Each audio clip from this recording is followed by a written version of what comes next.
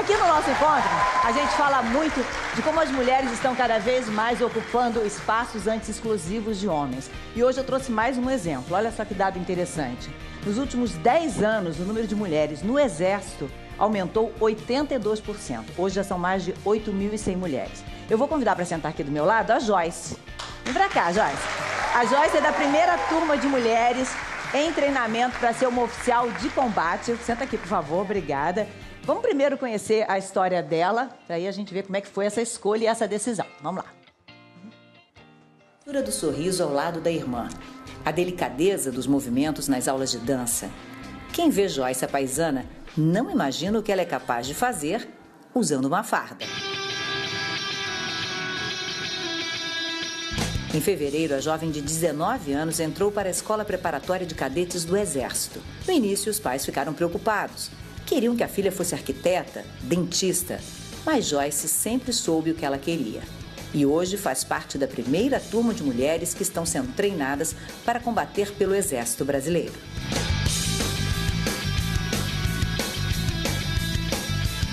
Aulas de tiro, testes de resistência, técnicas de sobrevivência em situações extremas. A rotina pesada não intimida nem desmotiva a futura cadete Volmer, que já tem uma vitória no currículo.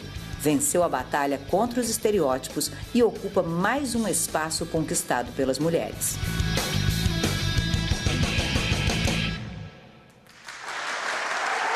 Chamo de Joyce, pode ser, né? Sim. Então, Joyce, me diz uma coisa. Em que momento você percebeu que era esse o caminho que você queria para sua vida? Era nova ainda. Eu sempre admirei meu pai, né? Que ele é policial militar. Então, eu tava no segundo ano quando eu decidi que eu queria ser militar e não larguei mais essa ideia. De jeito nenhum. E teve um processo de convencimento deles? Mais ou menos. No início eles ficaram com medo, né? A filhinha caçula querendo ser militar. Não queria ficar parada. Eu sempre fui muito elétrica. Demorou um pouco, mas foi tranquilo. Eu acho que, na verdade, também teve uma mudança. Assim. Ela morava em Araruama, né? Que é litoral do Rio de Janeiro, e se mudou para Campinas, interior de São Paulo. Acho que essa questão da distância talvez tenha também pesado para eles, né? No início, assim que eu saí de casa, minha mãe, né, chorou, ficou com o ninho vazio. No início a adaptação foi bem difícil. Agora a gente já vai acostumando um pouco, mas a saudade fica sempre. Você falou dela chorando, mas como é que foi para você? Eu tava muito certa do que eu queria, então eu não queria chorar na frente deles, porque eu tinha certeza que eu queria ir pro exército. Eu tava feliz indo. Então, quando eu fiquei sozinha, assim, caiu a ficha que eu tava saindo de casa, aí eu chorei.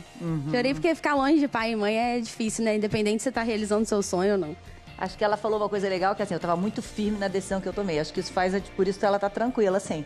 Fátima, na verdade, nós seremos bem-sucedidos quando encontrarmos o nosso caminho, né? A pessoa que prospera, não só financeiramente, mas que cresce na sua profissão, ela vai crescer porque ela vai fazer coisas que outros não gostam de fazer, não querem fazer, vai fazer com mais paixão. Então, quando a gente escolhe esse caminho, sempre há uma tendência de a gente ver o que tem de bom, o que tem de fascinante na profissão. Só que os nossos pais, que querem a nossa proteção, são o lado conservador da decisão. Eles sempre vão ver os defeitos, os desafios, e eles vão tender a nos puxar para a situação de segurança. Então, obviamente, essa ambição de não só servir, de seguir uma vocação, mas de aproveitar o lado interessante que a profissão tem, é que faz com que a escolha seja madura, consistente e faça superar esse natural sentimento de tristeza, de vazio que vai acontecer em qualquer tipo de desconexão. Saiu de casa para ser médico, engenheiro, professor ou militar, é algo que deixa os pais com o coração mole, com certeza. Sair de casa para você foi uma questão, Marcelo? Não, eu na verdade nunca saí de casa. Você continua em casa? Eu continuo em casa. Não, é que eu morei com a minha mãe e com a minha avó, as duas me criaram praticamente.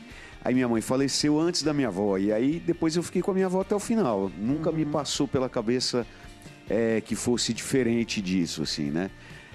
Mas eu cheguei a vir pro Rio, fazer peça, aquela loucura e tal, mas nunca foi nenhum... E pra você se imaginava longe delas, assim? Não.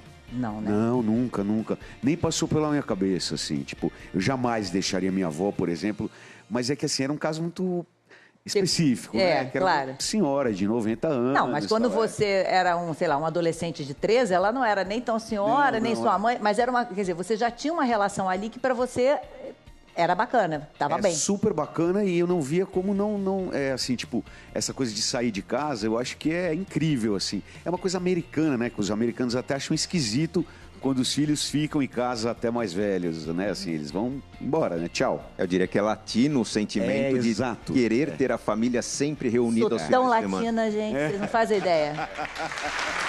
Eu já sofro, os meus estão com 19, eu já fico pensando, aquela questão de você ser ansioso, né? Você já fica pensando.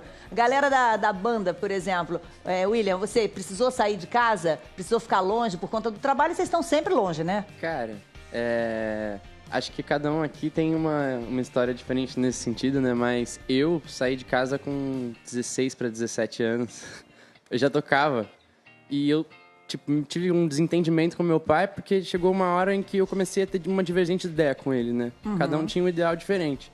E aí eu briguei com ele, vim pro Rio de Janeiro e aconteceu o lance do programa. Jura? Juro, se eu não tivesse brigado com meu pai, nunca ia existir a banda. É mesmo? Quer dizer que todos dependem da briga com o sogro. E como é que vocês se acertaram depois? Ele ficou feliz com o resultado? Depois passaram 2 anos e... Passaram 2 anos, não, ele vai me matar. Passou 1 ano. E aí ele veio falar comigo e a gente se entendeu e depois disso parece que a nossa relação virou outra, assim. Olha, que legal. Às vezes a distância tem esse efeito.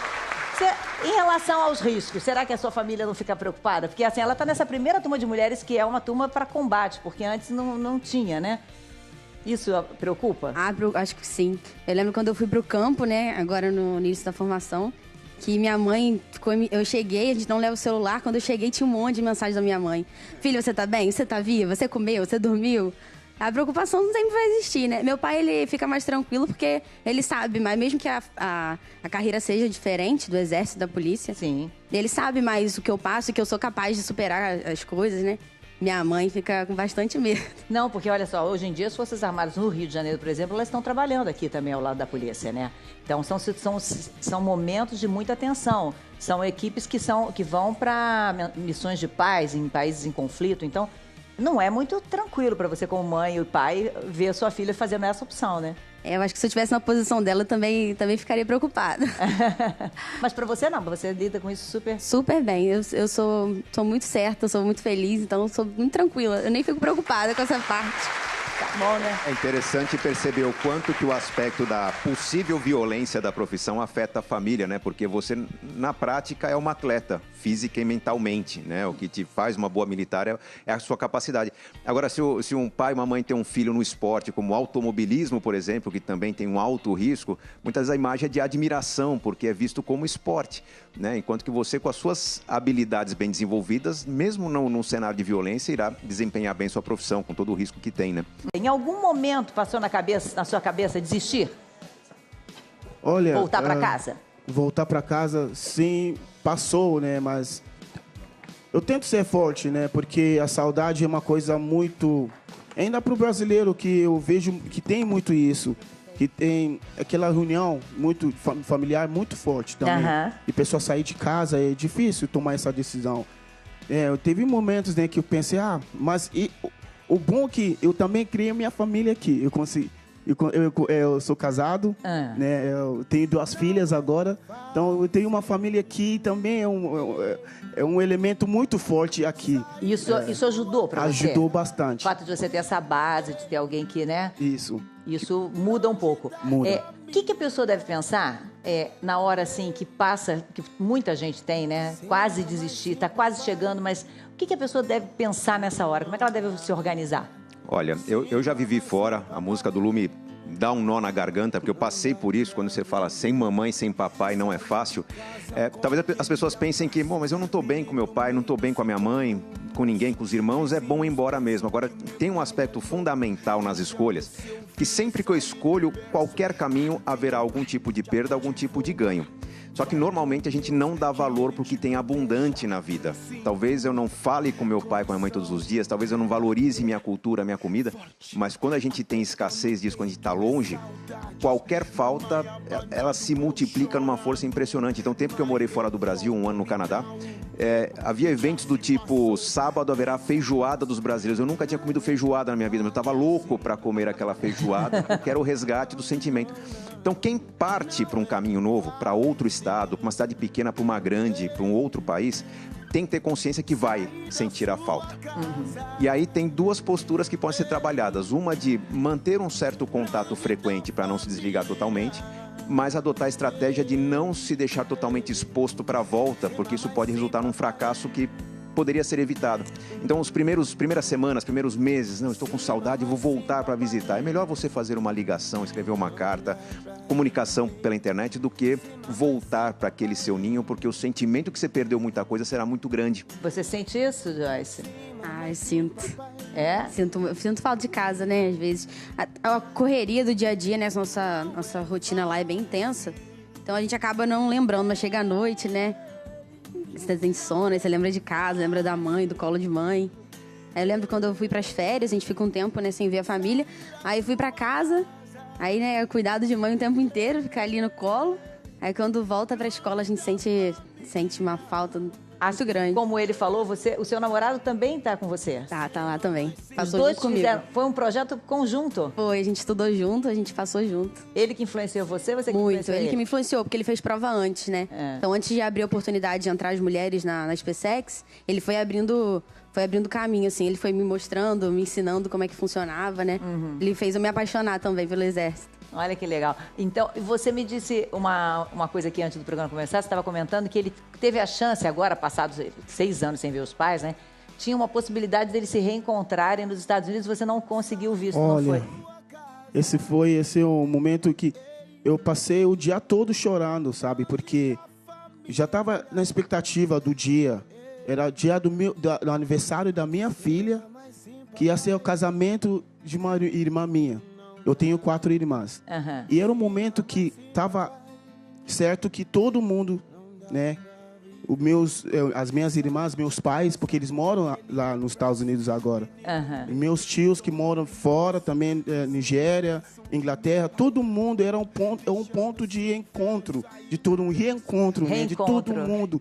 E estava esperando esse dia chegar. Fui na embaixada, no consulado, para pedir o visto, e meu visto foi negado.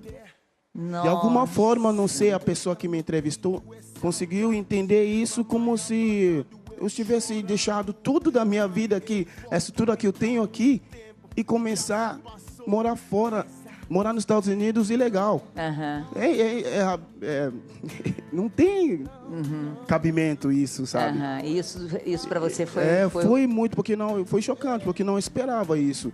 Eu passei o dia todo chorando, desliguei meu telefone. As pessoas, meus pais, eles estavam muito preocupados, né, comigo, porque... cadê ele? Ele foi e não deu notícia, cadê ele? Mas eu estava chorando. A minha esposa estava... Nossa, deve ser muito difícil você ter uma chance dessa, estar com a família toda de novo, né? Reencontrar aquilo, todo mundo e nada, né? Burocracia dessa, né? Assim, na verdade, uma avaliação tão estranha, né? Porque, enfim, porque ele tem uma vida, tem uma carreira aqui, tem família aqui, né? Mas isso, a carreira artística, ela traz também, né, Fátima? Muitas vezes o artista, ele não tem o olerite, a comprovação de renda, ator não pode fazer crediário, tem uma série de coisas que a gente está falando da escolha da profissão, né? Eu me deparava com isso às vezes, assim, porque às vezes a gente não tem, você fazendo teatro, você não tem isso. Emprego fixo, né? Não tem emprego fixo, muitas vezes na verdade você conta como se você tivesse desempregado, a real é essa, assim. A gente meio que não existe. Raríssimas exceções você é contratado como músico, como ator, tudo com carteira assinada ou comprovação de renda. Isso acontece pouquíssimas vezes, alguns períodos da nossa vida. Fora isso, fica complicado comprovar renda, alugar casa, fazer, enfim, crediário. É diferente mesmo, né? É um profissional liberal, mas não tem o seu consultório, a sua clínica, a sua carteira de clientes estável, né? A cada 3 meses, a cada 6 meses é um projeto novo, uma renda que oscila, então mesmo quando você mostra um histórico, esse histórico prejudica qualquer tipo de análise de crédito mesmo. Então fica meio diferente mesmo para avaliação, né? Na verdade, ele estava falando, eu levei todos os documentos, eu pago meus impostos aqui, tenho imposto de renda, eu tenho uma empresa, eu levei toda a documentação. Realmente, foi uma decisão da pessoa que estava me entrevistando. Que, não sei, ele escreveu muitas coisas que a gente não consegue ver o que eles estão escrevendo. Não é uma decisão mesmo dele. Ele não Não há uma explicação, lógico. Há um aumento da É muito restrição. subjetiva a avaliação, né? É a grande questão que se tem hoje nos Estados Unidos, né, a restrição à imigração, mas o momento do Brasil é muito desfavorável, uma economia em crise, muito desemprego, e isso acaba afetando qualquer tipo de relação internacional, inclusive a relação de possível migração ou viagem. Não, e mesmo lá, claro que tudo pós 11 de setembro ainda ficou mais grave ainda, né? A situação econômica também dos Estados Unidos, então todo mundo acaba ficando mais com um olhar diferente, né, para quem está querendo simplesmente visitar. Por mais que você tenha dito lá, e acredito que você tenha dito que era um reencontro familiar, Exatamente, talvez você nem falei. saiba o quanto isso possa ter pesado contra, né? Você imaginando que você vai dizer, Isso. olha, minha família vai estar toda lá, eu só quero ir lá para vê-los e imaginar que aquilo seria o contrário, né? Que você poderia estar querendo permanecer lá, né? A grande preocupação de quem avalia a possível imigração é com você tirar o emprego do outro lá, né? Então, como o Marcelo falou, a carreira artística não traz estabilidade e isso tudo acaba influenciando. Mas isso é estranho também, né? Porque, na verdade, é uma hipocrisia. Porque, enfim, os imigrantes lá muitas vezes fazem trabalhos que a maioria dos americanos não querem mais fazer. Exatamente. Né? Então, tem uma questão aí meio estranha nisso também, que eu acho que não sei. Que piorou muito nesse cenário, né? O cenário... Não importa de onde você está saindo do Brasil, nós estamos saindo de estados com dificuldade. Então, sempre vai se avaliar a possibilidade de você estar abandonando essa dificuldade aqui para buscar algo lá. Eu levantei para vir até aqui porque a gente estava falando disso. Não. Não estou indo ainda não, gente. Não, é porque com essa história de sair do seu país e de como a família sente, ele é o lado do que veio em busca do sonho. Mas a gente tem na plateia uma senhora que veio assistir ao programa e contou que ela está vivendo isso, só que ela é o lado da mãe que ficou, né? Ela é a mãe que ficou e sua filha está no México. No México, está dando aula de português lá. Português. E aí ela tomou essa decisão para você? Foi tranquilo? Foi sofrido? Foi tranquilo. Você também ficou bem? Fiquei com medo, né? Mas eu dei apoio, eu apoiei. Na verdade, quer dizer, ela achava que ela não tinha tantas oportunidades por aqui. Isso, eu sofria muito aqui. Porque o professor aqui não tem valor, né? E nós moramos longe, então ela tinha que dar aula aqui na Barra, na Zona Sul. Então era muito sofrido para ela. E lá, você já teve chance de encontrá-la? Já. Ela está há quanto tempo? Está 5 anos. 5 anos já? Aí 3 meses depois eu fui visitá-la para ver até como ela estava instalada. E fiquei feliz, porque ela era desorganizada, tinha tudo na mão, e agora ela é super organizada, dá conta de tudo. Você fez bastante bagunça na casa dela? Não fiz, não. Perdeu a chance. Né, Servazio? Devia ter deixado toda a roupa no chão, a toalha molhada na cama. Não fiz, não. Gostei de ver. Gostou de ver? Gostei de ver. E ela tá super dona de casa, assim, dando super conta feliz, de tudo. Dando conta de tudo. Então, que bom, né? Isso acalma o coração. Eu acho que quando a gente vê e volta, quando você lembra dela, você sabe exatamente, eu falo com ela por telefone, você sabe exatamente onde ela está sentada. Isso faz diferença, né? Ter essa imagem ajuda muito, né? Sabe que crianças acomodadas, crianças adultas acomodadas, muitas vezes são fruto de pais que foram protegendo esse comportamento mais relaxado.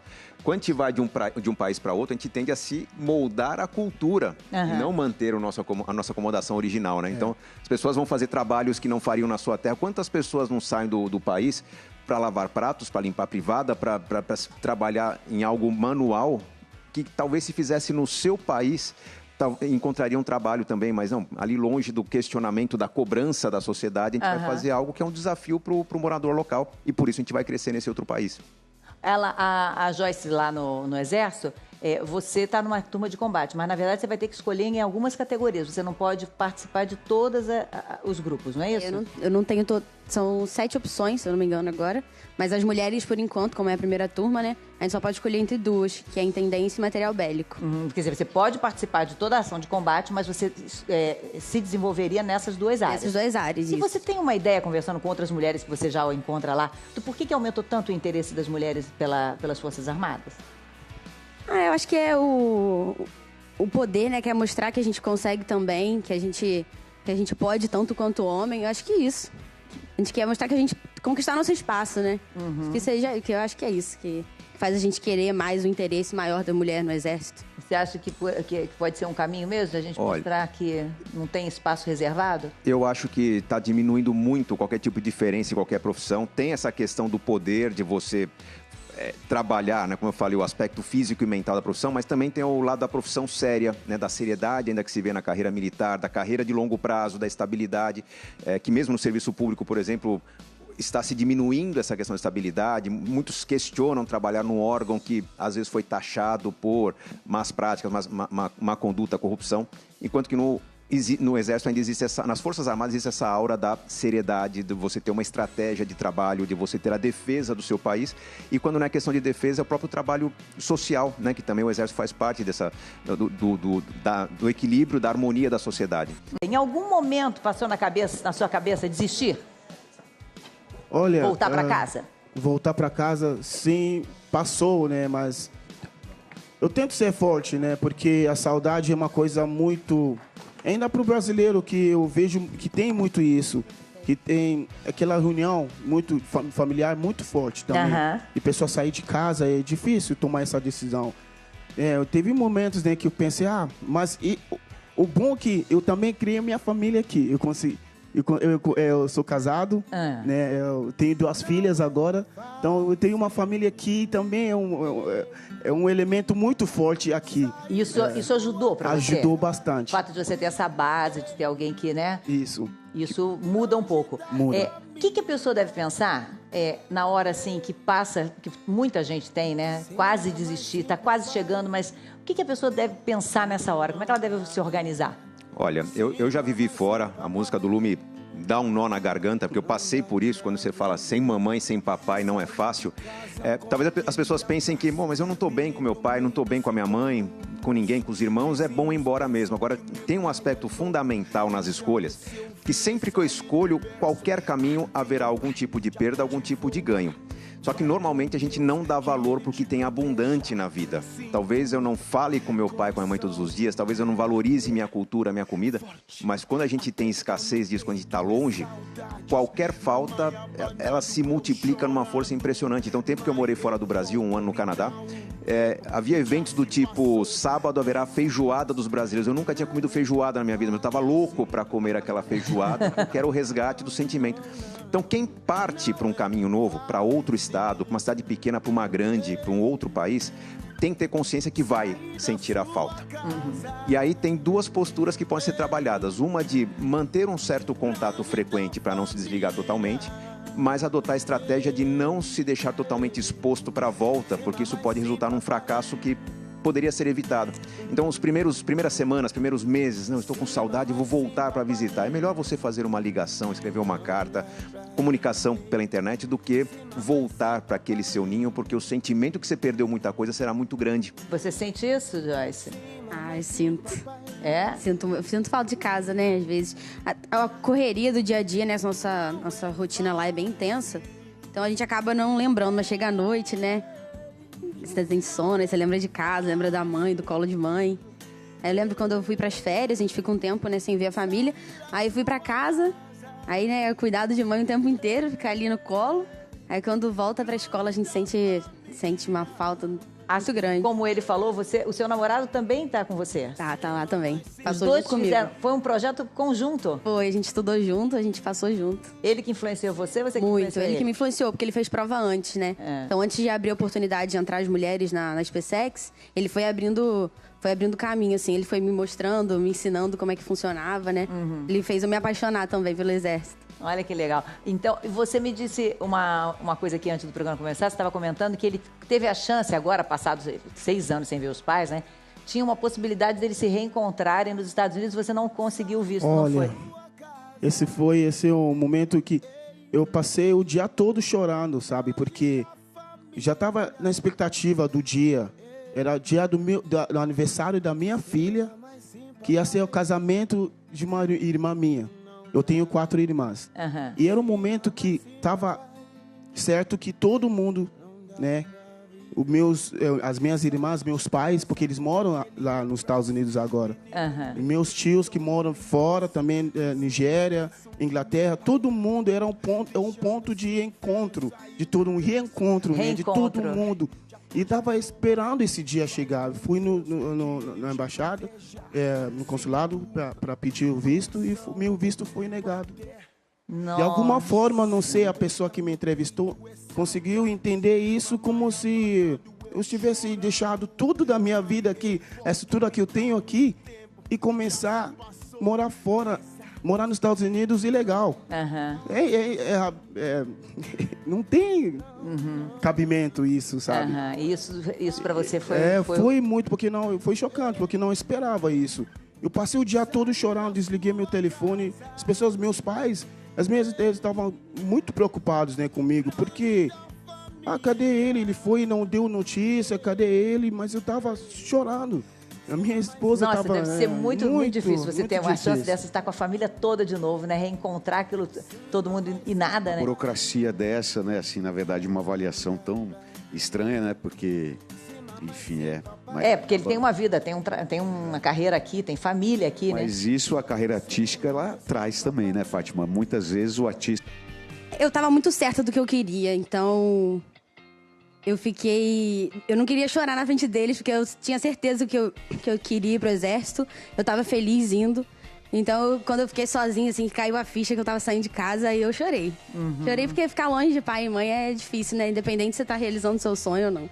Acho que ela falou uma coisa legal, que assim, eu estava muito firme na decisão que eu tomei. Acho que isso faz, por isso ela está tranquila, assim.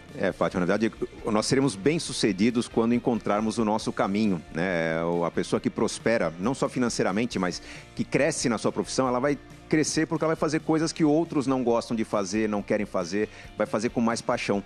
Então, quando a gente escolhe esse caminho, sempre há uma tendência de a gente ver o que tem de bom, o que tem de fascinante na profissão. Só que os nossos pais, que querem a nossa proteção, são o lado conservador da decisão. Eles sempre vão ver os defeitos, os desafios, e eles vão tender a nos puxar para a situação de segurança.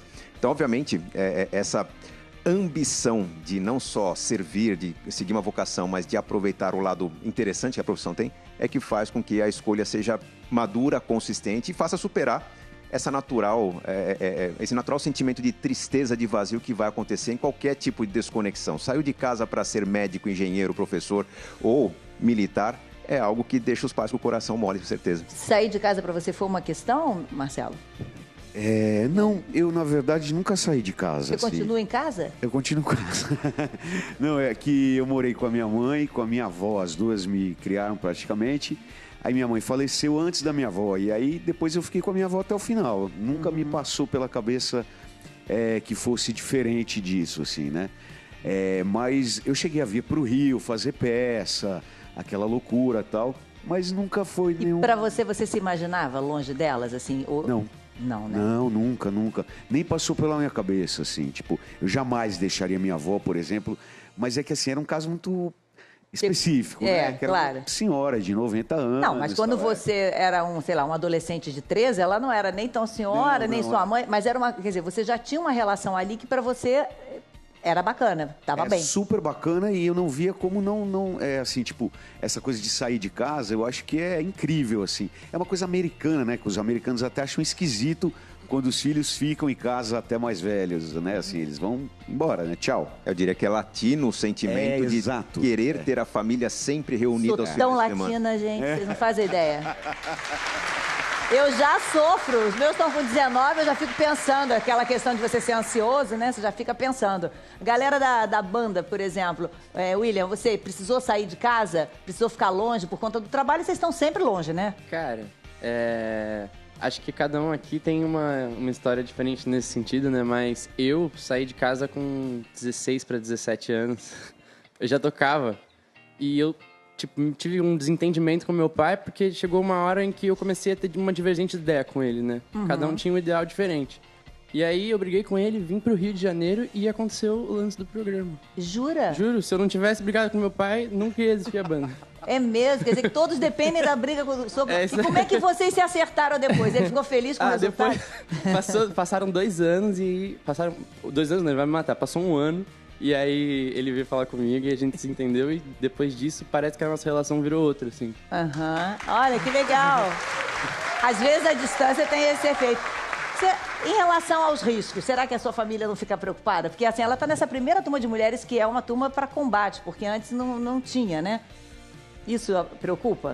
Acho que sim. Eu lembro quando eu fui pro campo, né, agora no início da formação, que minha mãe, eu cheguei, a gente não leva o celular, quando eu cheguei tinha um monte de mensagem da minha mãe. Filho, você tá bem? Você tá viva? Você comeu? Você dormiu? A preocupação sempre vai existir, né? Meu pai, ele fica mais tranquilo porque ele sabe, mas mesmo que a carreira seja diferente do exército, da polícia, Sim. ele sabe mais o que eu passo e que eu sou capaz de superar as coisas, né? Minha mãe fica com bastante medo. Não, porque olha só, hoje em dia as Forças Armadas no Rio de Janeiro, por exemplo, elas estão trabalhando aqui também ao lado da polícia, né? Então são momentos de muita tensão. São equipes que vão para missões de paz em países em conflito. Então, não é muito tranquilo para você, como mãe e pai, ver a sua filha fazendo essa opção, né? Eu acho que se eu estivesse na posição dela, eu também ficaria preocupada. Mas para você não, você lida com isso super... Super bem. Eu sou muito certa, eu sou muito feliz, então eu sou muito tranquila. Eu nem fico preocupada com essa parte. Tá bom, né? É interessante perceber o quanto que o aspecto da possível violência da profissão afeta a família, né? Porque você, na prática, é uma atleta, física e mentalmente, né? O que te faz uma boa militar é a sua capacidade. Agora, se um pai e uma mãe tem um filho no esporte, como o automobilismo, por exemplo, que também tem um alto risco, muitas vezes a imagem é de admiração, porque é visto como esporte, né? Enquanto que você, com as suas habilidades bem desenvolvidas, mesmo num cenário de violência, irá desempenhar bem sua profissão, com todo o risco que tem, né? Aqui no nosso encontro, a gente fala muito de como as mulheres estão cada vez mais ocupando espaços antes exclusivos de homens. E hoje eu trouxe mais um exemplo. Olha só que dado interessante. Nos últimos 10 anos, o número de mulheres no Exército aumentou 82%. Hoje já são mais de 8.100 mulheres. Eu vou convidar para sentar aqui do meu lado a Joyce. Vem pra cá, Joyce. A Joyce é da primeira turma de mulheres em treinamento para ser uma oficial de combate. Senta aqui, por favor. Obrigada. Vamos primeiro conhecer a história dela, para aí a gente ver como é que foi essa escolha e essa decisão. Vamos lá. Do sorriso ao lado da irmã. A delicadeza dos movimentos nas aulas de dança. Quem vê Joyce a paisana não imagina o que ela é capaz de fazer usando uma farda. Em fevereiro, a jovem de 19 anos entrou para a Escola Preparatória de Cadetes do Exército. No início, os pais ficaram preocupados. Queriam que a filha fosse arquiteta, dentista, mas Joyce sempre soube o que ela queria. E hoje faz parte da primeira turma de mulheres que estão sendo treinadas para combater pelo Exército Brasileiro.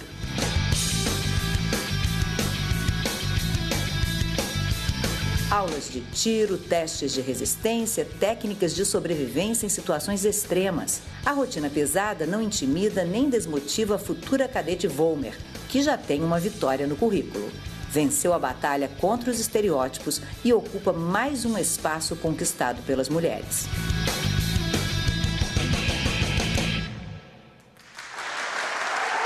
Chamo de Joyce, pode ser, né? Sim. Então, Joyce, me diz uma coisa. Em que momento você percebeu que era esse o caminho que você queria para sua vida? Era nova ainda. Eu sempre admirei meu pai, né? Que ele é policial militar. Então, eu tava no segundo ano quando eu decidi que eu queria ser militar e não larguei mais essa ideia. De jeito nenhum. E teve um processo de convencimento deles? Mais ou menos. No início eles ficaram com medo, né? A filhinha caçula querendo ser militar. Não queria ficar parada. Eu sempre fui muito elétrica. Demorou um pouco, mas foi tranquilo. Eu acho que, na verdade, também teve uma mudança. Assim. Ela morava em Araruama, né? Que é litoral do Rio de Janeiro, e se mudou para Campinas, interior de São Paulo. Acho que essa questão da distância talvez tenha também pesado para eles, né? No início, assim que eu saí de casa, minha mãe, né, chorou, ficou com o ninho vazio. No início a adaptação foi bem difícil. Agora a gente já vai acostumando um pouco, mas a saudade fica sempre. Você falou dela chorando, mas como é que foi para você?